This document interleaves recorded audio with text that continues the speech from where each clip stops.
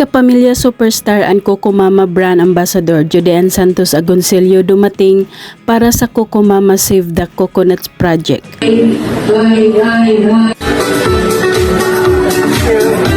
our program is about to begin. We kindly request.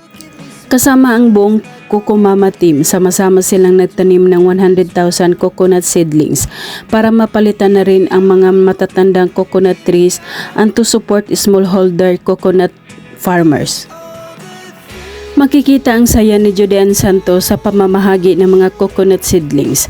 Maliban sa nakakatulong sa kalikasan, nakakatulong din ang Coco Mama Project sa mga maliliit nating mga magsasaka. We are officially pledging to donate 100,000 quality coconut seeds. Nakisaya at sinubukan ni Judean magsuot ng katutubong damit at sumasayaw at nagkaroon sila ng group picture bitbit ang mga coconut seedlings. And